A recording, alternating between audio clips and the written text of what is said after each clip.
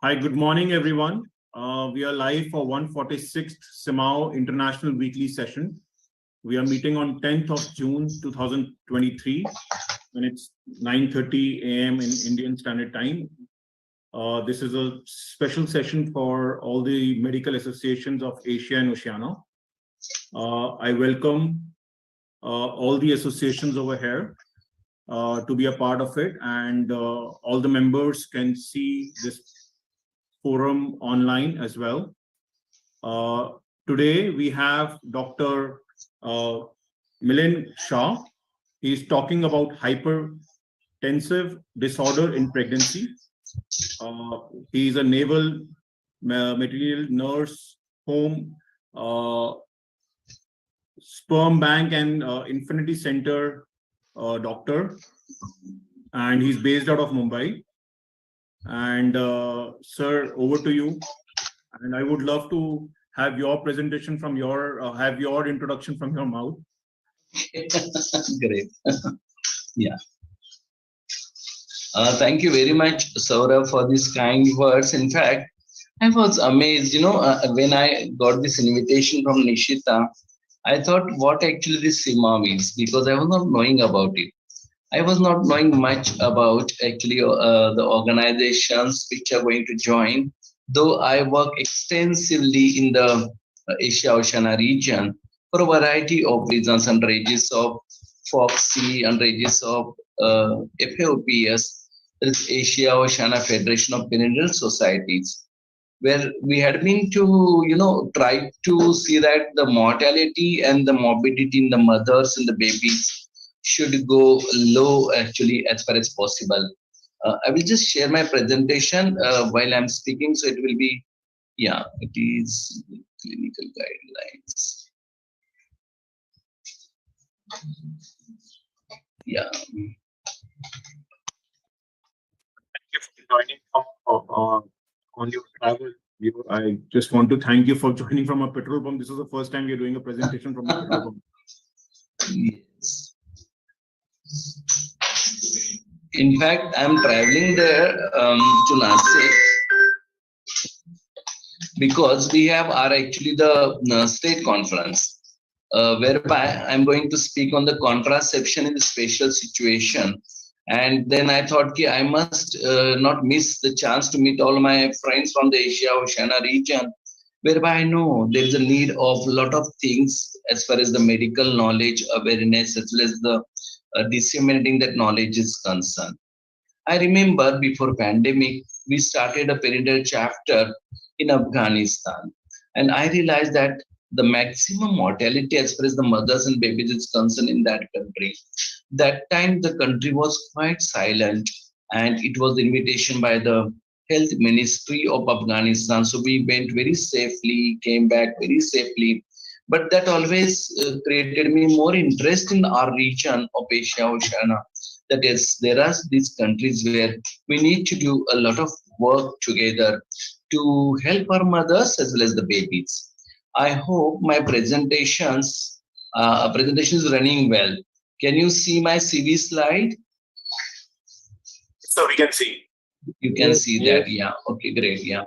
Now see, as I told you, I had a fortunate enough to visit all these various countries, not only in our continent, but also in the other continents in the West as well as the South America, where I realized the problems are similar. Only thing the presentation is different, and we need to always and always come together to exchange our knowledge, to understand each other, to know that what new we can do for that particular country to save our babies and to save our actual women. And that's how actually I accepted this invitation by Saurav and the entire group of CMAAO as well as the Heart Care Foundation of India. I must say big thanks to both of them, especially the chairman of the CMAAO, Dr. Wong, as well as Dr. Kazi, who's very much here, and all those infos taken by Saurabh as well as Nishita. This hypertensive disorders in pregnancy is very close to my heart because I came out with this particular book, the title Hypertensive Disorders in Pregnancy, the first monogram of Indian scenario. And eventually it became an international edition, because whenever I went to FIGO, that is our federation, which is international, all those conferences, they translated this particular book in various languages to understand people that yes, these are the things in the countries which probably may not be seen in the Western world. And that's why we thought that all those experiences, suppose we gather collectively, we can do a lot of things together and we can do certain changes in that particular aspect of management.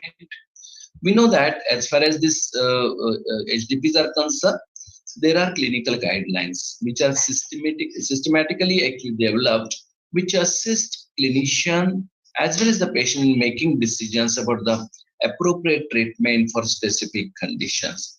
And that's how even the HDP has also evolved a lot, because we understood that there are actually certain things which are different in different scenario, different countries, and one must be evaluated with the reference to the individual patient needs, individual resources, limitations, the variations in the local populations. And it is hoped that this process of local ownership will help to incorporate these guidelines into a routine practice to come as a good outcome as far as the health of the mother and baby is concerned. The attention is drawn to areas of clinical uncertainty where further research may be required.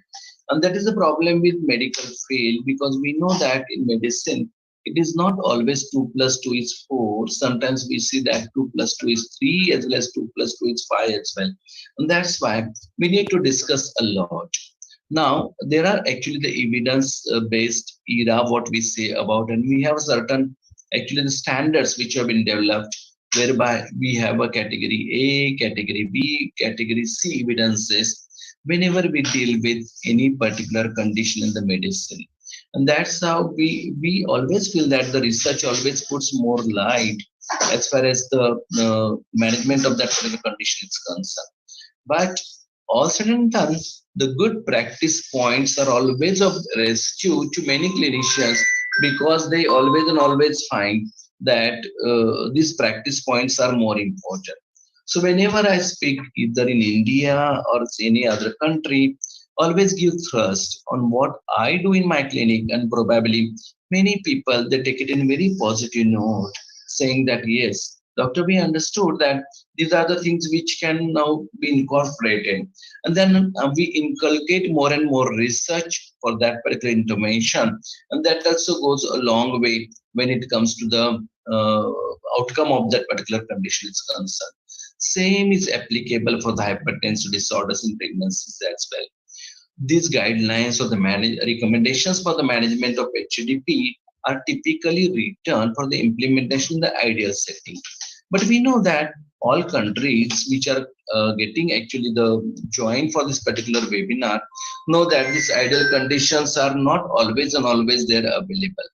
It is acknowledged that in many parts of the world, it will not be possible to adopt all of these recommendations. All units managing hypertensive pregnant women should maintain and review uniform departmental management protocols and conduct regular audits of maternal and fetal outcomes. Now, these are responsible for significant maternal and perinatal morbidity as well as mortality. And you can see here that they complicate almost 10 to 17% of pregnancies. Approximately 2 to 3% of these cases lead to hypertensive crisis. We used to call them previously pregnancy-induced hypertension or the PIH. But we realized the varied actual pathology as well as the pathogenesis of this condition, and this terminology has now outgone, and we now started calling it as a HDP. It is second leading cause of maternal mortality after postpartum hemorrhage. And that's why we need to have a certain good actual practices as well as the drills to manage this particular condition. It is responsible for almost 17% of the maternal death in India as well, which is my own country. It is important cause of bad obstetric outcome. It has a varied and incompletely understood etiology. Here we know that all systems of body get involved, and that's where the challenge for the clinician is more. It requires close monitoring of the mother and the fetus. Hospital management preferred in severe cases, and prognosis has improved with advances in the management. And what is most important is a team approach. Suppose we all come together, maybe OBGYN, physician, intensivist, neonatologist, pediatrician, the nurses, midwives, they come together for this noble cause. Quite often we find all those success stories which we see in our actually clinic as well. We know it is a disease of many theories. Known from centuries back, this PIH is an enigmatic condition of pregnancy which can't predict, can't prevent, and can't treat absolutely. So, from definition to conclusion, only controversies and controversies. And that's why this challenges. It starts from the definition itself. It's too many definitions and too complicated definitions. The hypertension that develops de novo as a consequence of pregnancy after 20th week of pregnancy, returning to normal after 6 weeks of delivery was the conventional. It is present when diastolic is more than 90 and systolic BP is more than 140, or the systolic BP rises at least 30 millimeters of mercury over the baseline, or the diastolic rise of 15 millimeter of mercury over the baseline. We say that yes, she got HDP. Now, this HDP could be chronic hypertension as well, because sometimes they are hypertensive before pregnancy also. It could be a preeclampsia, that is, it develops during pregnancy. Suppose that patient puts convulsion, we call it as eclampsia.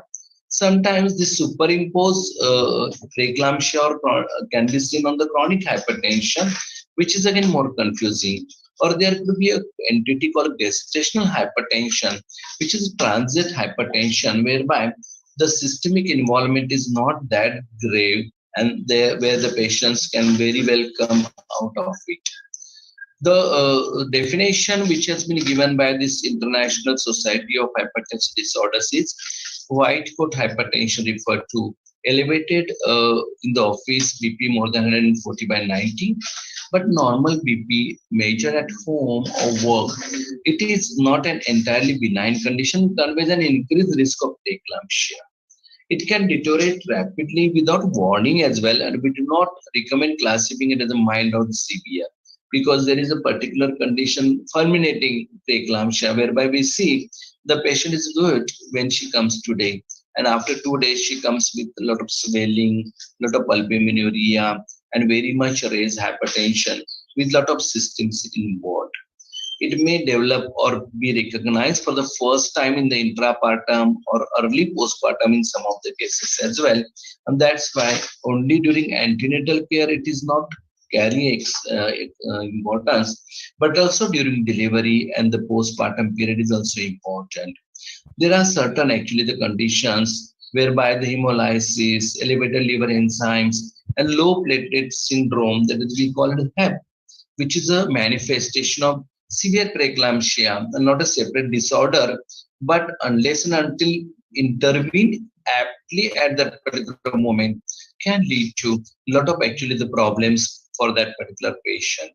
This is another actually the definition which again has a similar sort of groups, but more so actually the definitions are getting always and always revised by various organizations, because they wanted to understand the systemic involvement, because it is kidney, if it is the liver, it is the neurological complications or the hematological complications, all need to be actually understood properly whenever we are dealing with the case of preeclampsia. It carries actually many other organs as well, including the eye as well as the systems in the other system in the body. But more so, as an obstetrician, we are again have a worry about the uteroplacental dysfunction as well, because it can cause fetal growth restriction, abnormal umbilical artery Doppler waveform, or even can cause stillbirth as well. That's why one need to be very careful. Why we need to discuss it at a very extensive stage, because you can see here it is a comparison between the Western world and the Asia Oceania continent. Severe preeclampsia seen is 0.5% in the Western world, whereby 10 to 15% in the Asian or the Oceania continent. Why it is so? Quite few are women. They are at home. They are away from the antenatal services or the intrapartum services, and that's how quite often they come quite late when they get the severe preeclampsia or some of the complications of preeclampsia. When they put conversion, we say it's eclampsia. And you can see again the difference. It is 1 to 5% in our continent, where when the Western world is 0.05% because of the intervention which happens at that time. The case fatality rate also differs, as you can see here, as well as the major complications. You can see here how they differ in the Western world and in our country. So, what is the cause or what is the primary effect of this particular condition is always and always a controversy. But eventually, we learn that it's an abnormal placentation due to inadequate trophoblastic invasion, and that's why this terminology previously used was the pregnancy-induced hypertension. But we have realized that some endothelial dysfunction with the associated vasospasm as well, and which has some genetic component behind it. And that's why, suppose a patient asks me anytime, why, doctor, why it is only me that I got this rise in the BP during pregnancy? And sometimes I can now tell her that this could be because of this particular problem. As symptoms appear late, it is signs which need to be carefully elicited. One need to observe standard schedule for the antenatal examination. Meticulous and accurate blood pressure recording and weight measurement is required. Upward trend in the diastolic pressure, though in normal range, could be predictive of this pregnancy-induced hypertension or the HTP.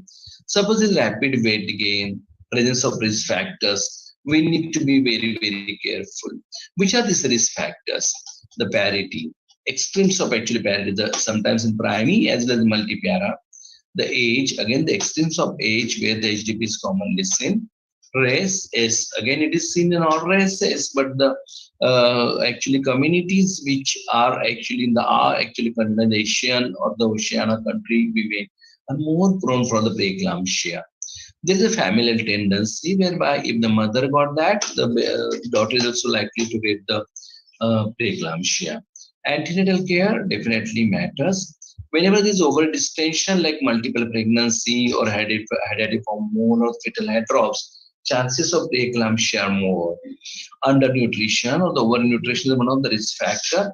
Chronic vascular or the renal disease, diabetes or the GDM, history of preeclampsia in previous pregnancy, all that matters as far as the risk factor is concerned. Immunological causes or the pregnancy after assisted reproduction also has the more chance of getting the preeclampsia. Now, question comes then all said and done, how one should assess the patient when she comes at the initial presentation. The classification of the severity is primarily based on the level of blood pressure and the presence of proteinuria. The clinician should be aware of potential involvement of other organs as well when assessing maternal risk, including placental disease with fetal manifestations. It is always and always necessary to have an involvement of senior obstetric and anesthetic staff and experienced midwives involvement because we know that quite often is missed. I know certain stories which I have noticed that sometimes it causes suddenly the patient comes with a convulsion, and when we see the antenatal record, quite often there is some evidences of hypertension which is not got noticed by the junior staff. The senior obstetricians can definitely note it and do the interventions accordingly. The headache, epigastric pain, increased edema, tender reflexes, and O2 saturation on pulse oximeters are the things one need to monitor this particular condition. When it comes to the BP measurements, let me tell you, friends, that quite often there are errors in the BP measurement as well. How to keep the hand at the heart level is again very important aspect. Which position, the sitting, how actually one should notice. Those need to be taught to all our junior colleagues. The patient should be asked to relax at least for the 10 to 15 minutes. The measure the sitting posture in OPD and the semi-recumbent position of hospitalized patient left lateral position always gives false low values because we know actually how it keeps away the pressure of the gravitations on the major vessels. The cup should be of appropriate size and should be placed at the level of the heart. We know certain patients are quite obese, and that time that extra large cup is required. The small cup may overestimate blood pressure. For every 10 centimeter rise of BP apparatus above heart level and 7 millimeter of mercury of BP falls. Multiple readings should be used to confirm the diagnosis. And for diastolic blood pressure, the colleagues always get confused how to actually identify because sometimes this doesn't stop abruptly. There may be the muffling sound. So it's very, very essential to use this Korotko 5 sound, which is considered the zero. Automated methods need to be used with cautious, but sometimes I find in my practice are quite useful because though it has certain errors with the automated methods, it gives the prima facie a good idea, especially when my junior nurse is taking blood pressure. At least I can, have some sort of comparison how she's taking that. It is also essential to understand these changes in the blood pressure, that how it varies in the various time of the day. There is a nadir between 2 to 4 a.m., peak at 6 to 8 a.m. because endogenous steroids are at maximum concentration at that particular time. It remains stable during day and progressively falls during the evening and night. So this diurnal variation need to be understood. Similar is the case with the edema. We need to understand how actually we should take the edema, how we should place our finger on the medial malleolus to know that whether there is edema or no. And the proteinuria again is a very important aspect. Usual screening test is visual dipstick assessment. Ideally, a more accurate test, either a spot protein creatine ratio or 24-hour urine collection is required to confirm it, but may be cumbersome in all settings, especially the under-resourced settings. A ratio of more than 30 milligram per micromole is abnormal. In India, certain primary healthcare center, we do the boiling and the addition of acetic acid, friends. But when there is scarcity of this dipstick, actually the sticks, it's a wonderful actually method which I find useful in clinics, whereby the any particular paramedical person can take actually this urine in test tube and he or she can boil it to find out how that coagulum forms, and it has again a four actually sort of levels: 1 plus 2 plus 3 plus and 4 plus. And of course we add the acetic acid to that once that coagulum is formed to segregate it from the proteins and the phosphates. The BP should be checked every 15 minutes when she's stabilized, especially in the cases where there's very high blood pressure and we are controlling it, and then every 30 minutes in the initial phase of assessment.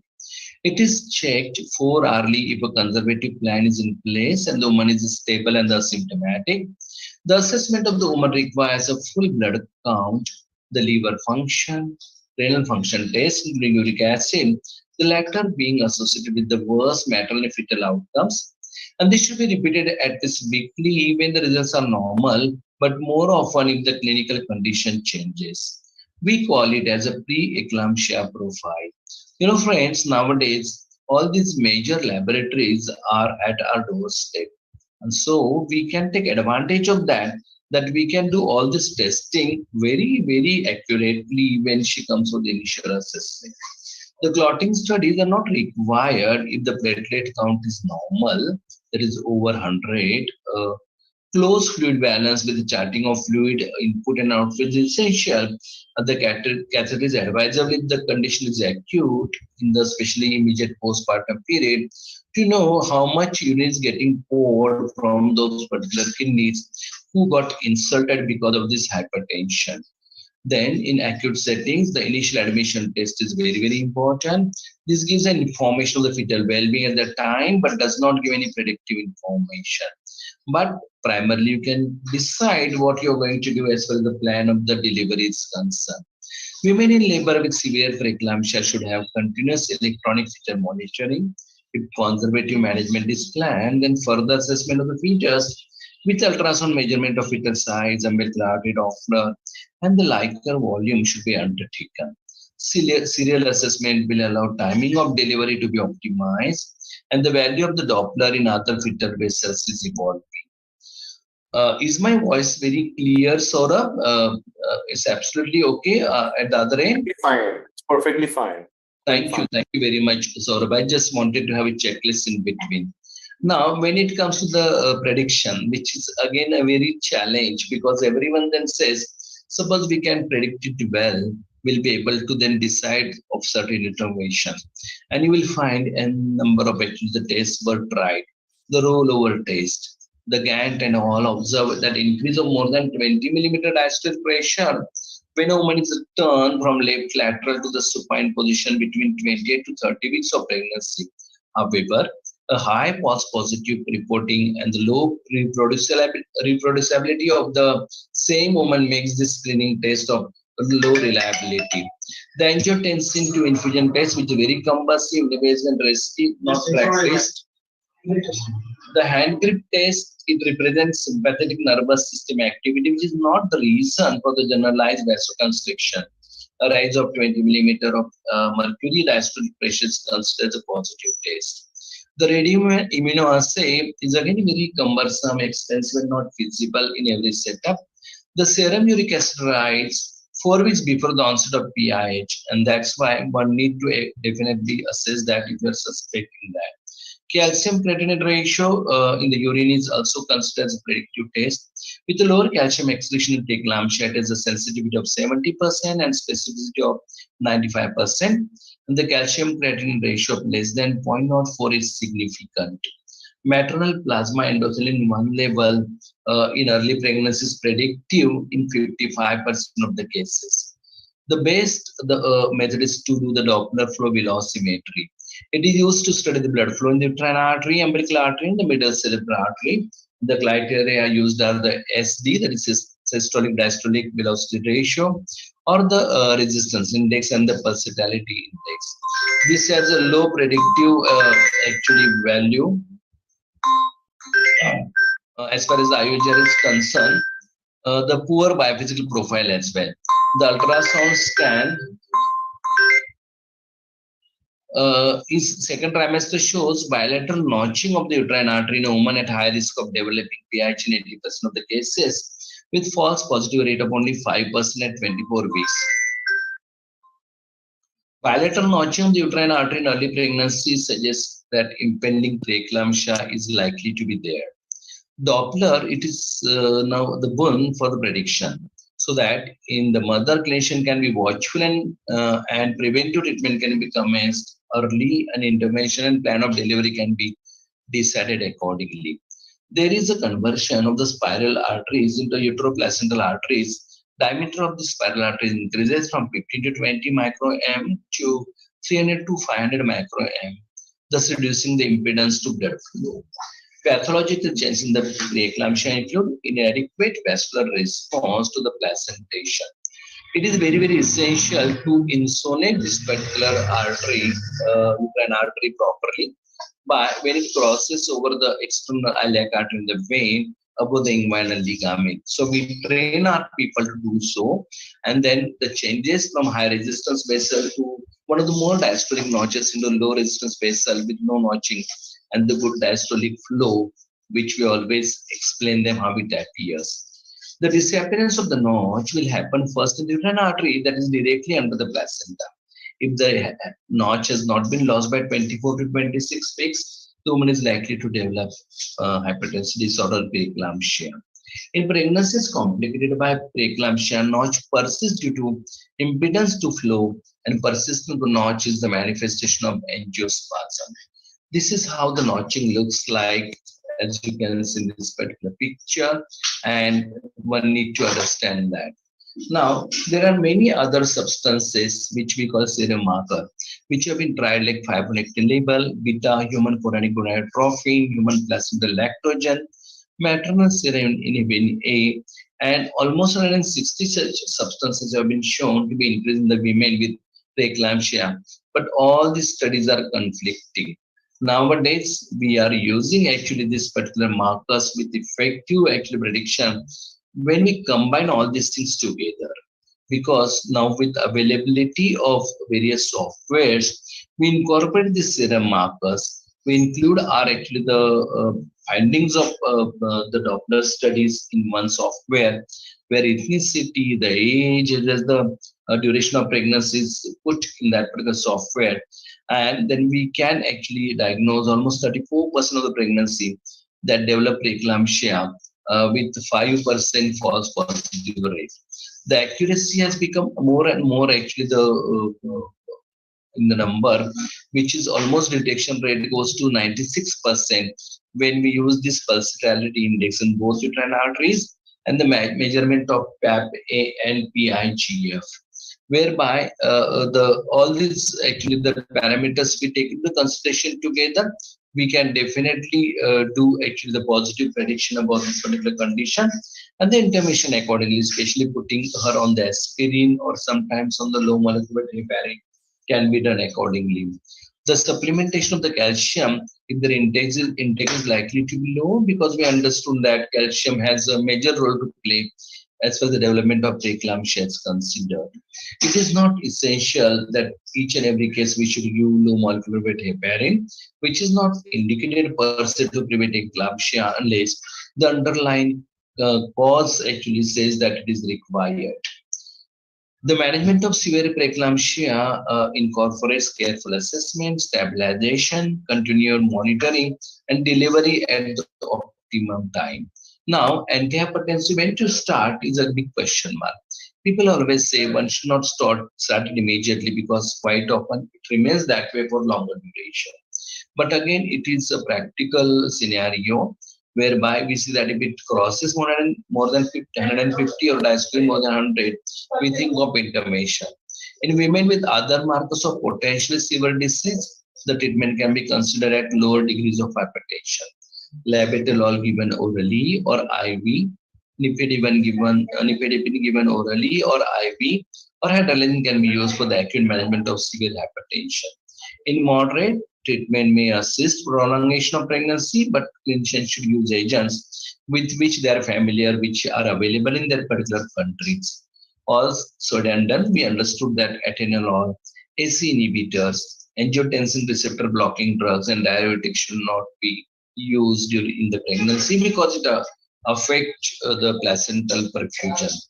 Regardless of the hypertension disorder of the pregnancy, BP consistently at or more than 140 by 90 in clinic or office should be treated, aiming for a target diastolic blood pressure of 85 in the office and systolic 110, 140. Antihypertensive drugs should be reduced or ceased with diastolic BP falls less than 80. Acceptable agents include oral methyl dopa, labetalol, oxyprenol, or nifedipine, and second and third line agents include the hydralazine or the prazosin. We understood that quite often it is not easy to get all those drugs available in every country.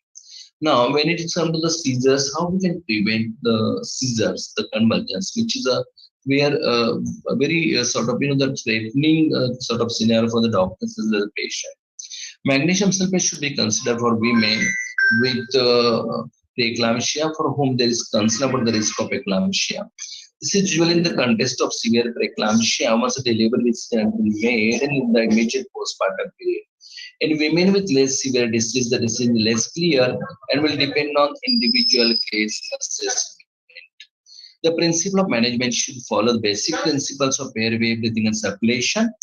The magnesium sulfate is the therapy of choice to control seizures. Loading dose of 4 gram should be given by infusion pump over 5 to 10 minutes, followed by a further infusion of 1 gram per hour maintained for 24 hours after the last seizure. We call it the low maxal therapy. We know various regimens. The Pritchard and many others have given a wonderful regimens for our women, but every regimen has its own untoward effects as well. And that's why we prefer to use whatever is required for our own women, where the weight of that particular woman differs.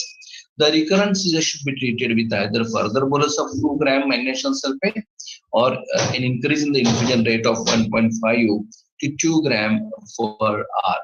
These are the various regimens which I was telling you about which are there in my book as well. The Pritchard, the Kruzang Shank, Baba Sibhai, who has done a lot of work, Zuspan, who has done a lot of work. But the last one, which I told you about, is the low magnesium sulfate therapy, which we practice, which started actually in the practice in my country by none other than my own teacher. And she actually done extensive study on that particular thing.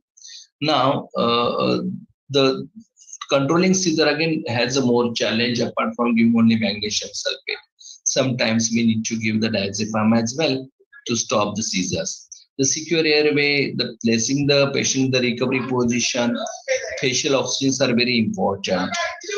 If there is heart block or the myocardial infarction, that is a contraindication for the magnesium sulfate. One should start magnesium sulfate therapy, provide supportive therapy.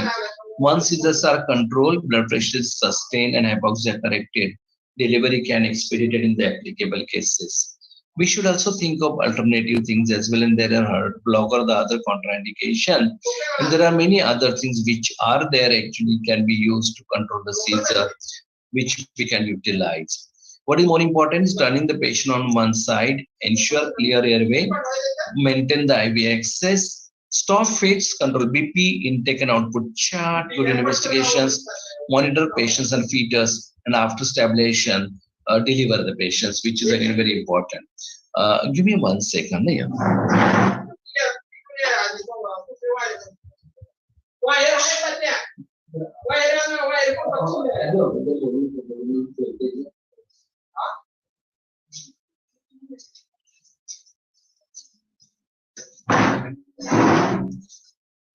Hi, I'm sorry for this little disturbance. But now, how should fluid balance be managed? That is very important. Fluid restrictions are advisable to reduce the risk of fluid overload in the intrapartum or the postpartum periods. In usual circumstances, total fluid should be limited to 80 milliliter per hour or the 1 ml per kg per hour. Never neglect those alarming signs, and it will save a life of you. And that's why one need to think a lot about that. Impending eclampsia, as I told you, all these risk factors need to be again and again put as a thrust to all actually our patients as well as to our clinical staff, including nurses. And suppose they understand that, they can stop that. The risk assessment, readiness, response prevention is very important actually when it comes to the severe eclampsia. It has to be managed very seriously if the BP is more than 160 by 110, because it can happen even during the even postnatal period as well. And the drug which we are going to use again should actually have all these elements incorporated in that. But always and always say that getting that ideal drug for given condition is not that easy. And that's why one need to see that it is properly utilized by a team which they are familiar with. The first line medication always is intravenous labetalol or intravenous hypertensive, because they are a drug of choice and easily available in majority of the countries, whereby we can utilize them to stabilize blood pressure. It is essential that to understand magnesium sulfate is not as an hypertensive agent, though there is some sort of effect whereby we get slightly reduced blood pressure, but it is more so for the prevention of the convulsions. And that's why controlling seizures, the magnesium sulfate should be the first drug of choice. Unless contraindication should be given when managing hypertensive crisis, because there is every probability that she or that patient may get convulsion. Now, this is a flow chart which is given by the American College of Obstetrician and Gynecologists, how to stabilize blood pressure when she comes with the hypertensive crisis. I'm not going to read that in very much detail because I understand only now 10 minutes are left with me and we need to cover so many other things as well. But those who are interested, you can very well go to the stream of this particular webinar eventually on YouTube or the Facebook, and you can very well take the snapshots of this particular flow charts, or they are easily available on the internet as well for your references. It is essential that these drugs need to be used with a lot of caution as well, because sudden hypotension is again not indicated when there is babies alive. And that's why this oral nifedipine used with caution, because we know that sometimes we don't have control on that, whereby other drugs, when we are giving intravenous, we can at least stop them or withhold them immediately, whereby when it is given that way, it is not possible to take it back. It is very very essential to see that sublingual use, which was once upon a time was very commonly done for the nifedipine, is absolutely outgone now, because it suddenly reduces blood pressure and can cause more actually harm to that particular patient. If the patient fails to respond to first line agents, recommend its emergency consultation with maternal fetal medicine consultant, internal medicine consultant, anesthesiology, or the critical care consultant as well. How to then monitor that? One need to see that the blood pressure should be seen every 10 minutes during the administration of this agent. And once it is stabilized, every 10 minutes for 1 hour, every 15 minutes for next hour, and every 30 minutes for next hour, every hour for 4 hours. One need to see that this baseline lab is immediately sent and the fetal surveillance doesn't need much emphasis. Once the patient is stabilized, then consider about other things like controlling her actually the seizures also simultaneously with the help of other drugs like lorazepam, diazepam, or the phenytoin. Antenatal corticosteroids if the pregnancy is less than 34 weeks of gestation, the permanent maturity, because then we get some breathing time and we can then think of delivery. It's essential whenever possible to the fundoscopy, which should be part of your investigative approach, because again it causes a lot of insult as well as the uh, uh, retina is concerned. It is said by Richard long back in 1978 that in some mysterious way, the presence of chronic villi in certain women incites vasospasm or hypertension. Moreover, to effect a cure, the chorionic villi must be expelled or surgically removed. That means one need to take out that placenta, and that's why the delivery is very very important. So once they reach the 37 weeks of gestation, and if they develop any one of the following actual things which we have seen now, especially the seizures, pulmonary edema, progressive thrombocytopenia, or the renal or liver enzyme tests are getting deteriorated, abnormal neurological features like intractable headache or the scotomas or convulsions, then there is the immediately intervention of delivery need to be considered. There is no reassuring fetal status. Again, one need to think about combination in view of the baby's survival. Now, how and when the baby should be delivered? Decision should be taken once the woman is stable and the woman is less than 34 weeks. Think of actually the corticosteroids, and a benefit of conservative management should be reassessed before taking this decision. The neuroprotection, if the gestation is less than 32 weeks, conservative management at very early gestation may improve the perinatal outcome, but must be carefully balanced with the maternal well-being as well. We always say that if the mother is good and stable, eventually she can deliver actually a few more babies. But suppose something goes wrong with her, then just looking at the baby is not that essential. What is required is to have all risk benefit ratio whenever you're taking any particular decision.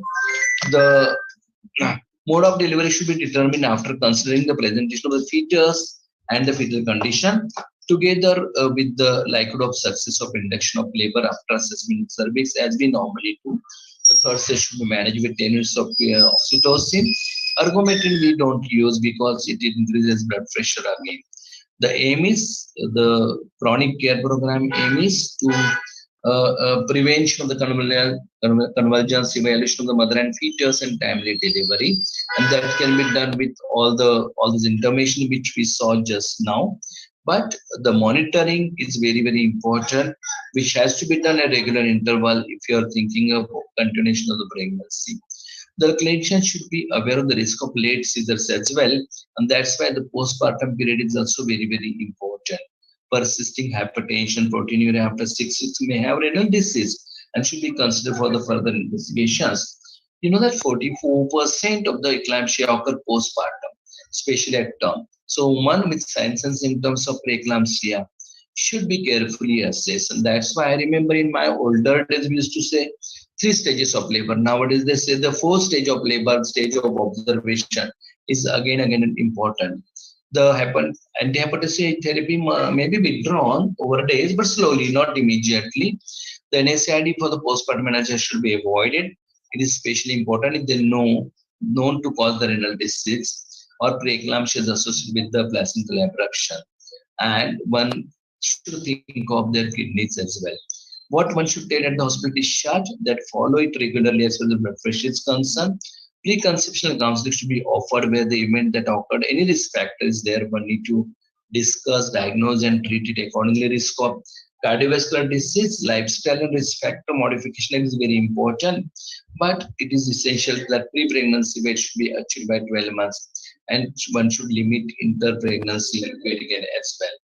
These are the checklist criteria for the prognosis prediction.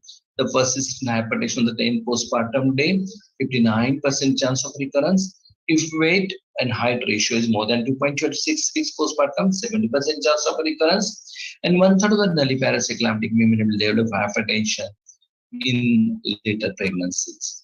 As for the prevention is concerned, there are many drugs again have been tried. The aspirin, the rationale is physiological balance between the prostacyclin and thromboxane A2 is of major importance in maintaining the vasodilated state of normal pregnancy, and whereby we know that in preeclampsia there is changes in the ratio leading to the problem. The calcium again has been found. The sincere preeclampsia involves endothelial dysfunction, and that's why oxidative stress need to be thought about with the help of antioxidants like vitamin C or E. Regular exercise may benefit by stimulation of placental growth and vascularity, reduction of oxidative stress, and exercise induced reversal of maternal inhibition. It is the emphasis should be on the correct BP recording, immediate and appropriate action if there is increased BP, and close vigilance of the various tests for the maternal and fetal well-being, and the timely intervention to avoid life-threatening complications. The principles of the management we just saw earlier as well. Most important is keeping all these things ready. The oxygen suction machine, equipments for the resuscitation, and the eclampsia kit, whereby all drugs should be handy whenever they are required. And if at all there is certain things which are not manageable at your center, timely referral before patient goes or deteriorates. So friends, once again, I must say big thank you to the CMAAO as well as the Heart Care Foundation of India for giving this wonderful opportunity to interact with you. I'm very sure, though I tried to cover in it every aspect of this particular condition, there must be a lot of queries as well which you can put on various social media, and I'll be very happy to answer those particular actually queries very aptly. And thank you very much, Saurabh, for the patient listening as well as all that cooperation we extended for this particular talk, which was a little longer for more than 1 hour. But always call it as a master class, because at one stretch, especially for the periphery colleges, when I give this, the students are very happy. Thank you, sir. Thanks a lot. Thank you so much. I know there was a little disturbance because we are in a public place.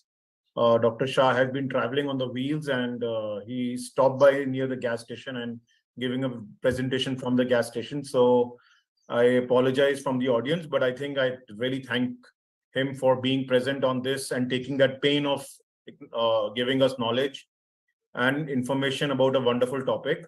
I have Dr. Chong, who is our chair. I have Dr. Wazi Kazi, who is the president of CMAAO. And it is a magic show where we start the show with 2 people and suddenly there are 15 people joining at the close of presentation. Yes.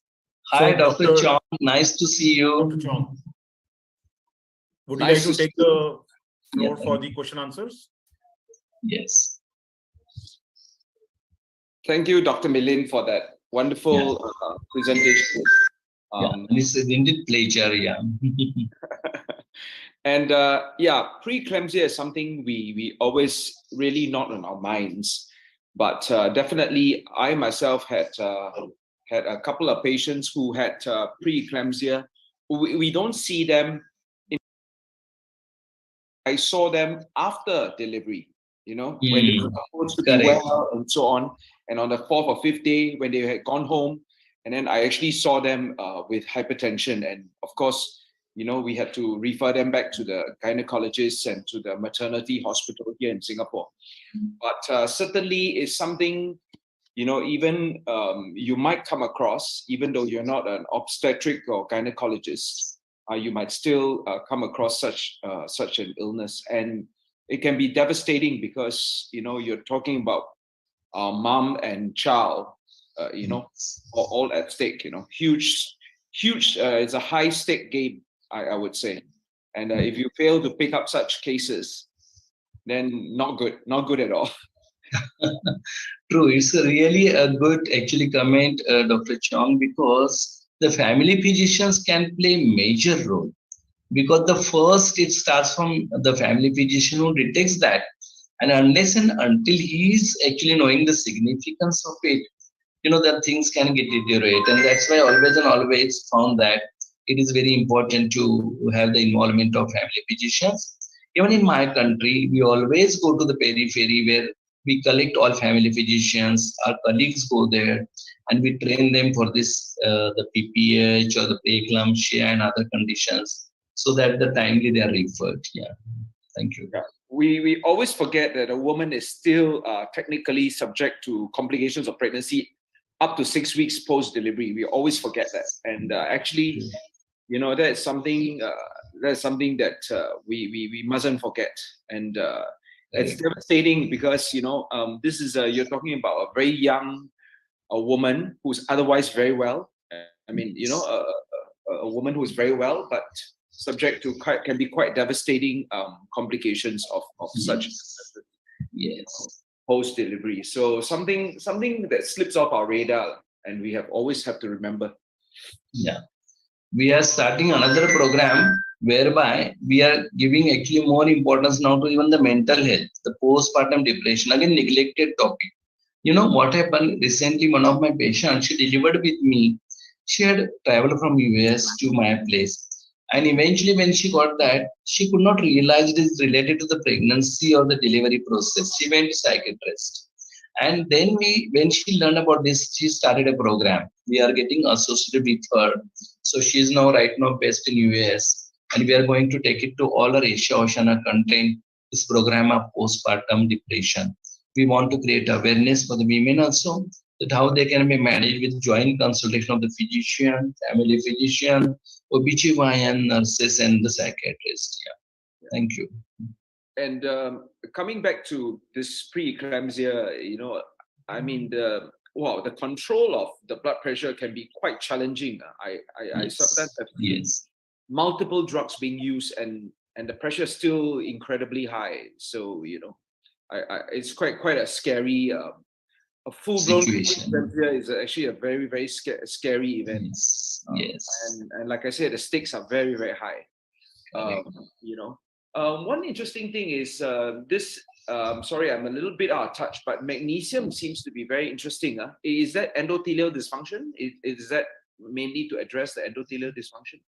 Yes, the magnesium sulfate always and always useful for the seizures prevention. Previously what we used to do, we used to give a lot of sedatives, but these sedatives used to cause a lot of dysfunction of the other neurological functions as well, whereby this particular magnesium sulfate, the magnesium works at the cellular level, whereby we can prevent the convergence with avoiding lot of those untoward effects associated with the sedatives. That's why it has become a drug of choice now, and quite safe unless and until it is given in the proper regimen, which has to be again titrated according to the country's scenario or the women's scenario, because the weight of the woman varies from country to country. So we cannot apply a rule of thumb. We'll have to defer as well as the dosage is concerned. That's how this idea of low maxal therapy for the Asian women came, where our women are comparatively short in height as well as the less in the weight. And even the low magnesium sulfate also is quite effective. And if it crosses more than actually the 9 or so, there's chance of getting the respiratory depression, which is again alarming. And that's why one need to be very careful. Yeah. Interesting. I remember in the old days, they used sodium nitroprusside. Am I right? Yes. That was one of the drugs which have been used. But nowadays, it is not because it causes trend relaxation as well and leading to another complication of PPH. That's right. True, very true. Sodium nitroprusside a long time ago. Yes. Very interesting. And very interesting, I noticed the uterine artery notching. That's very interesting. Yes. Notching, is it a Doppler wave or is it Yes, it is a Doppler. We'll have to insonate that particular vessel to understand that. And once we expert, like all our fetal medicine experts, Now they give a lot of training as far as identifying that particular notch and how it disappears. And many clinicians are now getting trained for that particular thing. And that is one of the good predictor for the preeclampsia, whereby the intervention can be started. See, the aspirin is a wonderful drug per se, which can prevent a preeclampsia up to certain extent, but we cannot give it to each and every woman because we know it has some untoward effects as well. That's why we do this prediction and accordingly we do the intervention. I see. And this notching, this Doppler finding Yes, that you'll see it's Doppler finding. Yeah. is linked to endothelial dysfunction as well. Yes, it is associated with the endothelial dysfunction, and that's why one always correlate that with the prediction. I see. Fascinating, fascinating. Wow. Preeclampsia has come a long way since sodium. I know. Yes, very true. That's why we are coming out with the now second edition of my book of hypertension disorder, because we realize whatever we wrote that was few years before now again has a lot of changes in that. So we are going to incorporate that. And now this time I'm going to incorporate all my overseas actually the faculty also in that, so that I will take some lessons from other countries. And in a country like India with a huge birth rate and a huge number of pregnancies, I mean, this problem can be quite a large problem, right? Yes, very true. It's quite large problem. Yeah. Any idea about in a year how many preeclampsia cases are there across the whole of India? Actually, the exact figure actually cannot say, but it's now 10 to 20% per se at present. But we are coming out with a registry under regis of our federation, whereby we want to have the registry of all those cases which are having preeclampsia or even eclampsia. But still, there is little apathy of the reporting also, and that's how sometimes we miss that, and we don't know the exact figure. But it's around in the range of 15% or 20% of the pregnancies. Thank you. Thank you. Any questions from the floor for this wonderful presentation on a topic that a lot of us kind of have slipped off our radar? Yeah. Good morning, Dr. Chong and Dr. Milan. Excellent presentation. In fact, Thank you very much. You have covered extensively on eclampsia. I have few comments and questions. Yes. But basically, antenatal care, where the urine dipstick, you pick up the albumin or protein and the blood pressure, that is crucial. In South Africa, we make sure every visit our antenatal clinic, urine dipstick and blood pressure must be recorded and done. And that's how you pick up early pre-eclamptic. The second point is why we don't see, or we don't see more in second pregnancy. If the mother had a first pregnancy, eclampsia, second pregnancy, she is fine. So what is the rationale behind? And the last one is the eclamptic mom in a long term, is there any relation with the Alzheimer or memory disorientation cases? That's all my comment. Thank you. Yeah, thank you very much, Dr. Akhtar. These are really wonderful actually questions. Coming to the first, yes, the antenatal care has a major role as far as the diagnosing those cases are concerned, and that's how almost all actually the routine clinics, they do the blood pressure measurement as well as the urine albumin assay. That's one part. Second thing about the second question, what you said about why they develop in one pregnancy and why not in other, that is always an enigma. We never understood. That's why we are putting a lot of research on that.